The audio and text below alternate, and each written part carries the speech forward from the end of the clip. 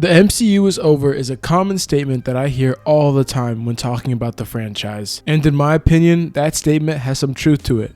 Just 4 years ago, the Infinity Saga concluded and Endgame became the biggest movie of the 21st century, and it wasn't even close. Even though we all have complaints about the film like every movie, most people would agree that Endgame wrapped up the saga perfectly, which left the MCU in an interesting place. We had been building the franchise since 2008, and a lot of the core characters' story arcs ended in Endgame. This gave Marvel, Kevin Feige, and the rest of the team to use that opportunity to build a new generation of superheroes and build towards a Thanos-level threat. So when Marvel announced that they were going to be making shows as well as movies, many people were excited, myself included, because the whole world was on an MCU high. So after Spider-Man Far From Home came out, COVID happened, and we went the whole of 2020 with nothing but breadcrumbs. So when WandaVision came out, it was a huge deal. Every week there were new theories which made the viewing experience so much fun. The show was unique to what we have seen in the MCU. This is exactly what Marvel needed in this new era post-Endgame, where people said the Infinity Saga all felt the same. WandaVision even created the Wanda cult, and shout out to that group because they are fucking delusional. A family, Wanda, he has a family and he can't reach them because you won't let him reach them. I don't know what you're talking about. Stop lying to me! Wanda isn't misunderstood, she's just a villain. You can't kidnap a whole town and try to kill a kid and not say you are a villain. But overall, I think the general audience enjoyed WandaVision, myself included, and I even enjoyed the show with my least favorite MCU character, Vision.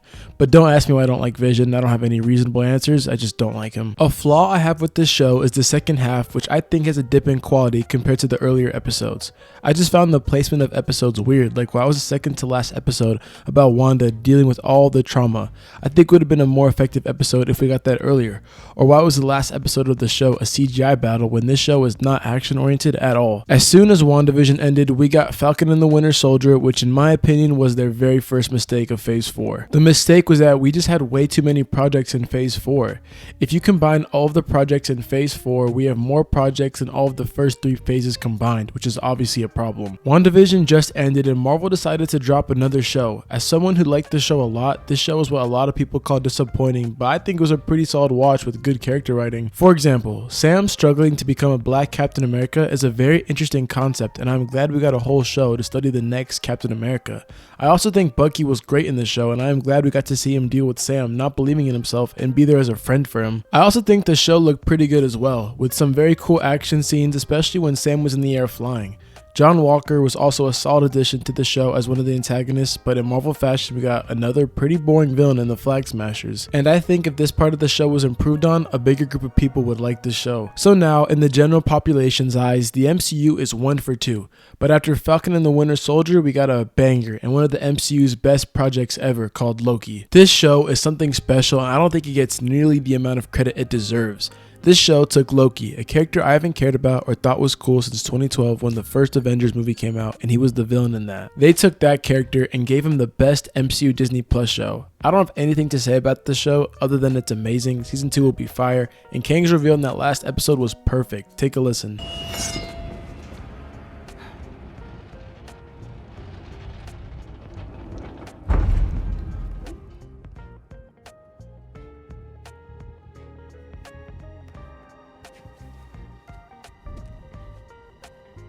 This is wild. Now we have Black Widow, a movie that should never have come out in the first place, and in my opinion, another one of the MCU's biggest problems lately is, who gives a fuck? Like, no, seriously, Natasha died in Endgame. Giving a movie to her that should have come out like 10 years ago is dumb. Why would anyone want to watch a movie about a dead character? And I'm sorry to break it to you Black Widow fans out there if there are any, but I don't think the general population or the MCU's fan base cares about Black Widow. This is the first movie to be released in theaters after the Infinity Saga, which is such a baffling and weird choice to me. Say what you want about the MCU, but they are pretty good at planning and mapping out shit. This is why this movie is such a shock to me. The movie also looks fucking terrible, which is another topic I'm going to bring up later in the video. I will say that Yelena taking over that Black Widow role in this franchise is something I like a lot, and I already find her more interesting than her sister Natasha. Another point I want to bring up about one of the flaws in the MCU is the whole 6-episode formula. We need more episodes and more focused episodes specifically. If we have a 6-episode series, every episode has to not only be pretty solid, but it also has to push the plot a lot more than say a 13-episode season. There's no time for side missions really in a 6-episode series, so if the fans are waiting week to week on an episode and it's 30 minutes and not the best, it makes the show seem much worse. For example, Miss Marvel is a great character in the comics, and I think think Iman Vellani played the character perfectly. The beginning of the show had such a strong start and was very enjoyable week to week, but once episode 4 came out titled Seeing Red, the show went down so much in my opinion. It became so boring, and in the end we just had another dumb CGI fight in the last episode. But that's my point when talking about the show. No one really talks about how much they enjoyed the first 3 episodes. They don't talk about how bad the show is because of the second half. If you like 50% of a show, then you didn't really enjoy the show. Now even with all of that, I am excited to see Miss Marvel in the Marvels, which comes out later this year, and I think she'll be the best character out of Captain Marvel and Monica Rambeau. I also think Miss Marvel was one of the better characters the MCU introduced us to in this phase. Now let's talk about Moon Knight. I think Moon Knight was very uninspiring, especially with all of the great Moon Knight comics that have come out in recent years. I thought the show was just so boring and didn't accomplish what it set out to do. Marvel said this show would be dark and push the MCU into this darker territory, and it did not do that at all. It started off a little dark and ended up being not darker than a lot of these other MCU projects. I thought the story was just so boring and the characters just didn't interest me enough to keep watching. But even though I didn't like Moon Knight, I enjoyed the episode titled Asylum, and I think it's one of the best episodes the MCU dropped, even though that really isn't saying much. Come out! Come out! What do you mean, no? Another show I think was extremely underwhelming was What If. The show had so much potential as the MCU's universe is huge and there are so many cool and different what if situations that I think the MCU could have had, but no. We had episodes like What If Thor was an only child, which in my opinion is such a boring and lame idea for this show that can do any fan theory. Or what if T'Challa was Star-Lord, which I don't mind, but like I said, there are so many cool and different ideas that I wish we got to see. And an episode that should have been much better was the zombie apocalypse episode, which in my opinion had way too much comedy for it to be a zombie apocalypse, and for me, an audience member, to feel scared and tense while watching it. The last thing I want to mention was the animation. I am not a fan of this type of animation because I find that animation like this just does not age well over time. But who knows, the only way to know if the animation will age well is just to wait. So at this point, myself and most of the fan base are not liking a lot of the projects Marvel's putting out, which like I have said a couple of times is really bad because we are supposed to be in the rebuilding stages of this franchise. And I think the shows are what killed the people's faith in the MCU. One show in particular was a fight on social media every single week, and that show was She-Hulk. Now, before I talk about this show, I will preface this by saying I am a huge fan of She-Hulk in the comics. She's my favorite female character in the comics, and I have read many She-Hulk comics in my life. Her new run right now is great, and you guys should check her stuff out, but I am getting off track. I say all this to say that most of the discourse on this show was fucking dumb. I am not saying you have to like everything I like, but the way people talked about this show, you would think Marvel said something racist or completely out of pocket.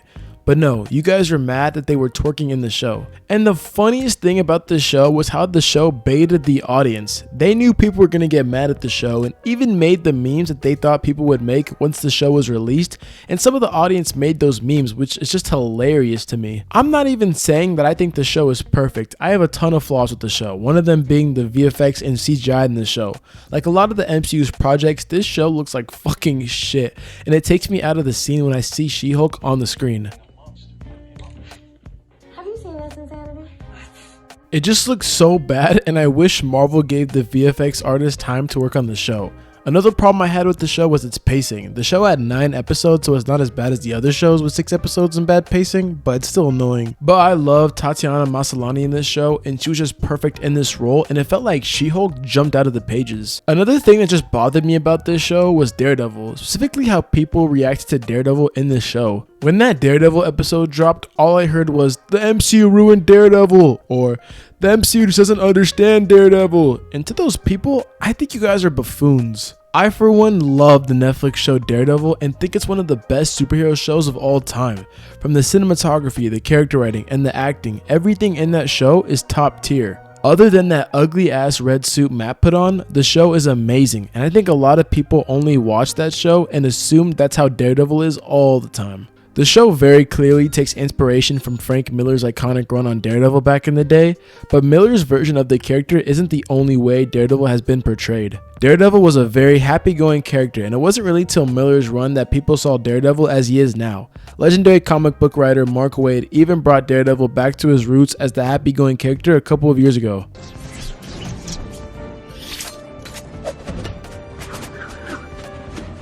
But to summarize the point I am trying to make with these shows, they come out too often and they often feel too rushed and need more time, especially from a filmmaking standpoint, because it has been brutal for the most part in Phase 4. Like, look at this shit and ask yourself how the biggest franchise in the world feels confident putting this out.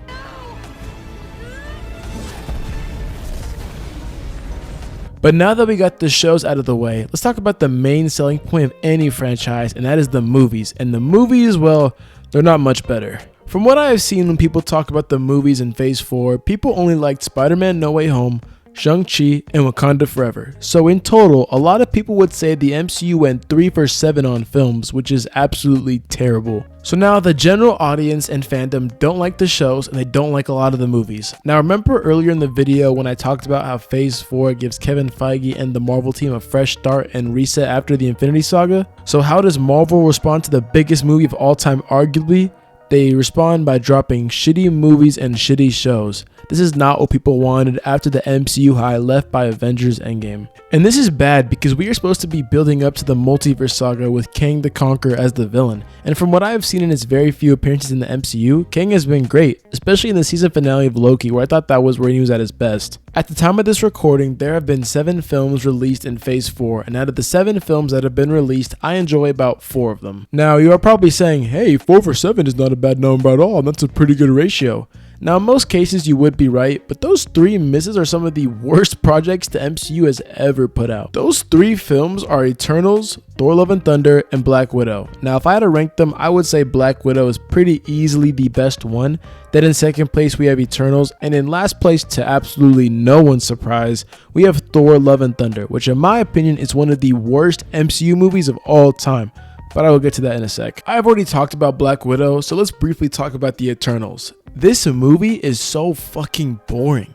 Now, in my humble opinion, I find the Eternals in the comics to be extremely boring, but I still had faith because Marvel hired a good director in Chloe Zhao. And when that movie came out, I was extremely bored. I didn't care for a single character in that movie, and I was shocked at how the visuals looked. Even if I didn't care about the story, I thought the visuals would be much better, and I was so wrong. The movie overall was just a snooze fest to get through, and that movie has zero rewatchability for me, like most things in this Phase 4. I also think the team was extremely underwhelming in a universe where we have the Avengers and the Guardians of the Galaxy. I don't care to see this team again, and I was just really surprised that Marvel decided to make this movie and put it out knowing the type of expectations the audience has for superhero team-up movies. But what I think really killed people's faith in the MCU was Thor Love and Thunder. Coming off of Ragnarok, Infinity War, and Endgame, most fans were excited to see the journey of Thor.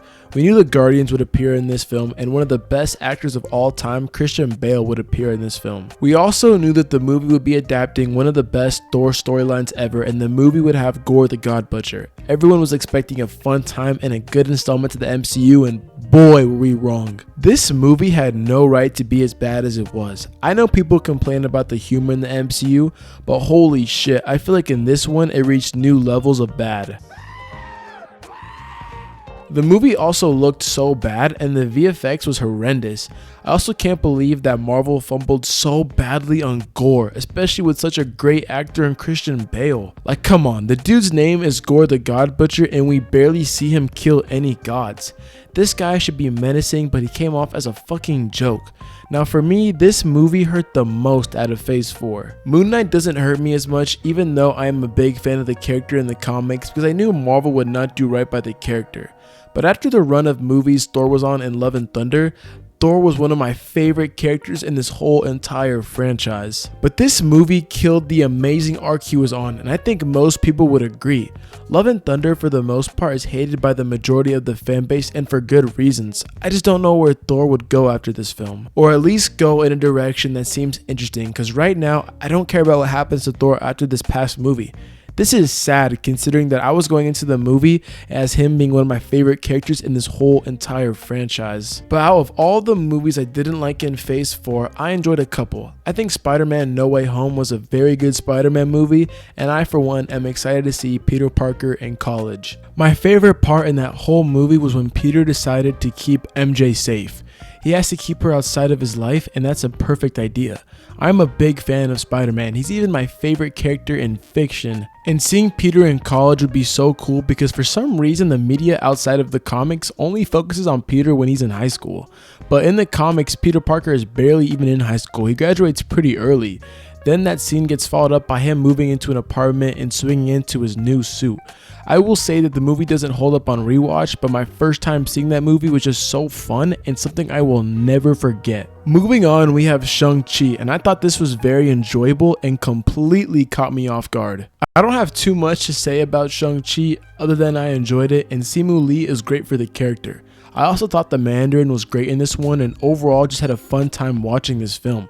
A solid superhero origin movie in my opinion. But I will say this is what I think the MCU needs. Of the several characters that the MCU has introduced us to in this phase, many people, myself included, love Shang-Chi. We are in a building era of the MCU, and I wish that this era had more care and love to it. We need to be character focused right now to have a successful build up to Kang and whatever it is in that Kang arc. Another film I enjoyed was Doctor Strange and the Multiverse of Madness. I for one fucking love this film.